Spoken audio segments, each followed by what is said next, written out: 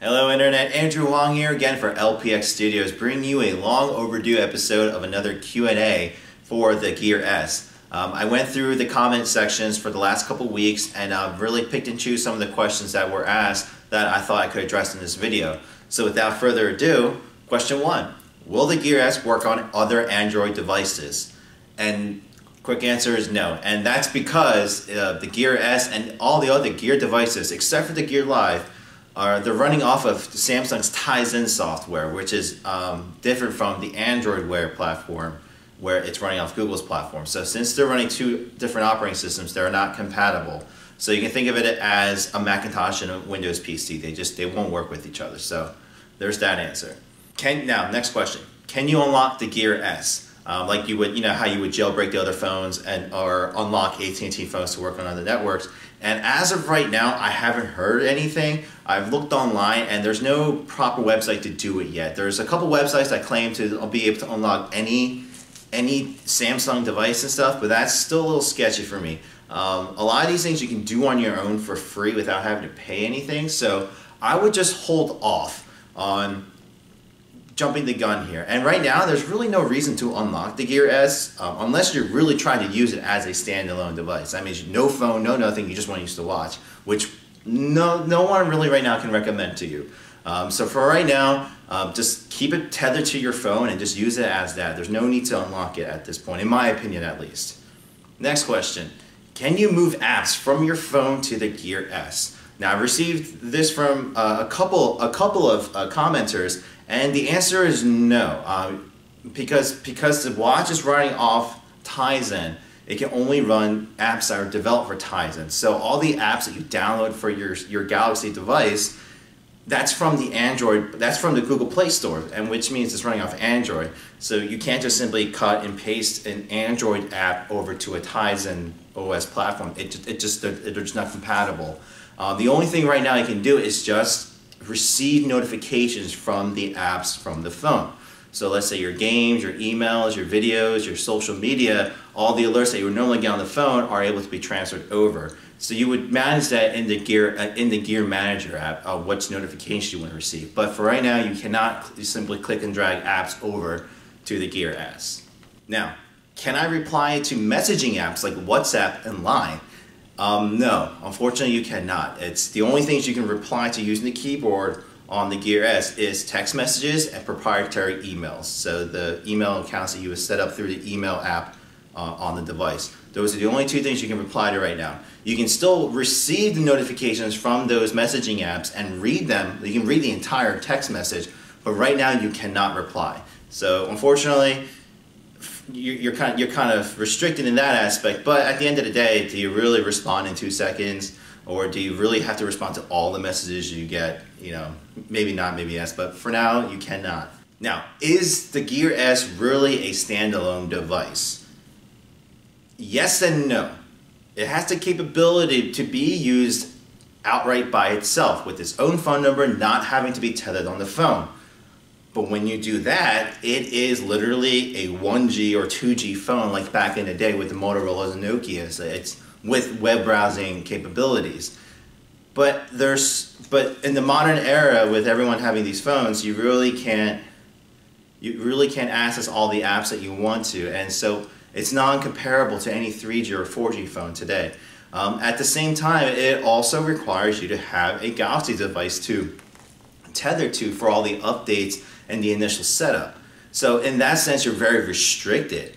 Yeah, I mean, yes, it can be a standalone device, but is it recommended? No, because a lot of commenters out there have agreed that the Gear S works better as a companion to the Galaxy devices more than a standalone device. I mean, that's where it really shines, in my opinion, because even when it's in standalone mode, as long as it's connected to your phone remotely, you can go ahead and use emails and you still receive all your notifications and whatnot. So it feels like it's a true standalone. But at the end of the day, it still requires you to be tethered to the phone to really unlock its full potential. So for that question, long story short, 80% there, in my opinion, 80% there. Now, can the heart rate monitor sensor work from the bottom of the wrist? So not up here, but down on the bottom.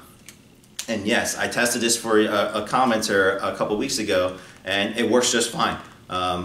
It took the same amount of time to get the readings, as well as when you put it in fitness mode, it picked it up just as fast too. So it doesn't matter if it's on the top of the wrist or bottom wrist, as long as it's snug. If it's snug on your wrist, it should pick it up. Are there differences in the different Gear S models?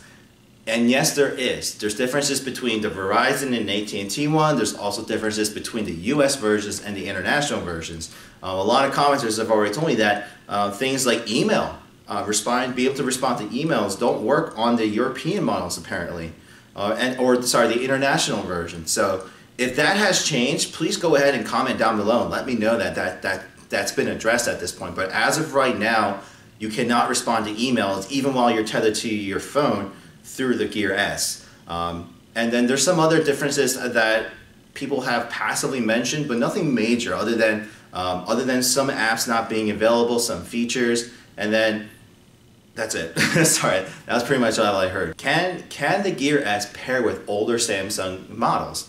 Yes, they can actually go all the way back to the Samsung Galaxy S3.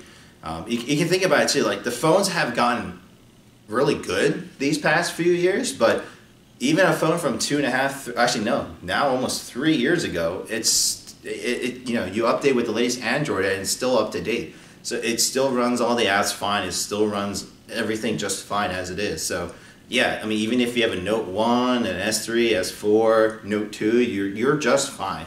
So don't worry about it. Even if, and you don't have to upgrade to go ahead and use this. So for those of you who don't want to get into another contract, that's an option for you. Now, here's a fun question. Can you swim with it? As you saw in my water test video, it is waterproof, but on the box it said it's waterproof for down to 1 meter for up to 30 minutes, or I think it was 1 hour. So it's not recommended that you keep it underwater for a certain amount of time. But this is very similar to the Gear Fit that I had back early last year. And with that watch, I went to water parks. I went to a water park for an entire day. Went on water slides, went swimming. After the one water slide, we went down like 10 feet underwater, and it was just fine. And actually, what's funny is I hit the water slide so hard that the actual unit popped off my wrist, and it laid underwater for a good 20-30 minutes until a lifeguard could actually go down and get it for me. But it worked fine. I mean, I went swimming with it all day, and at the end of the day, it was just working fine.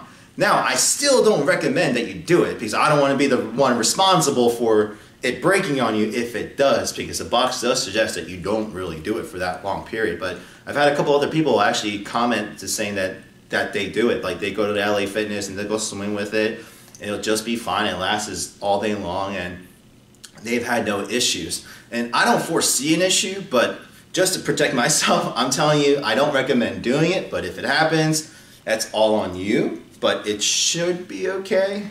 But once again, I don't condone it. I don't want to take responsibility if that happens, but you should be okay.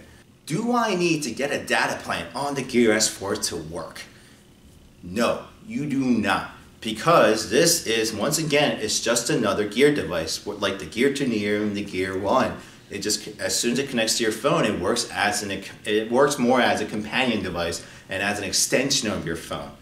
The only reason why you would need the data plan is for when you need it to use it as a standalone device. So let's say when you're away from your phone, you still want to send text, you still want to send and receive emails and browse the internet on the watch, you're going to need a data plan for when you're not connected to the phone. So I mean, that's the only time you're going to need it. So, but if you're going to be using the watch with your phone constantly, then you don't need it. You'll be just fine. Now, does the watch use a lot of data when it's in standalone mode? And the quick answer is no, it doesn't. Because if you think about it, when it's in standalone mode, it doesn't have access to apps like YouTube, where it consumes a lot of data when you stream it. Because the only thing that this watch can do is, once again, phone calls and text, which are through the network, and emails, which are text-based and with some attachments, and internet browsing, which you really, and once again, you can't stream videos on this thing yet. So at most, like when I did mine, I've had my watch for about 2 months now, and the first month it used, because I put it on standalone constantly, and I used about not like 50, 80 megabytes, even with me streaming music. Because if you guys think about it, streaming music actually really doesn't take up that much data.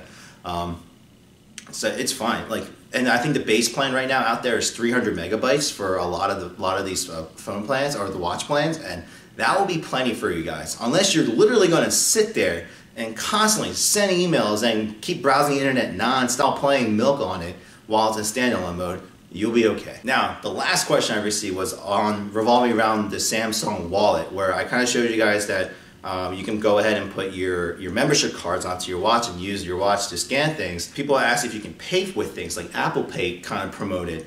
And no, you can't. It doesn't give you an option to store credit cards or debit cards into the Samsung wallet for right now. Because for one thing, it doesn't have NFC within the watch, so it's incapable of doing it right now. And the thing is, the infrastructure is quite not there anyway to support it. Even though a lot of businesses have started to pick it up, not everyone's doing it. So to not carry around a wallet right now, it's not quite there yet. But as for the Samsung wallet, I love it. I have no complaints. I mean, you can go ahead and store purchase tickets and coupons that you may need, and most importantly, your rewards cards. And it's been really fun busting this out, especially when I go to like a movie theater for my rewards cards. I bust it out, and they're like, "Hey, can you go ahead and scan this?" And they're just awestruck by it. Like they're just like, "Oh, that's really cool." And you know, it's been great. You know, I have a little fun showing off here and there.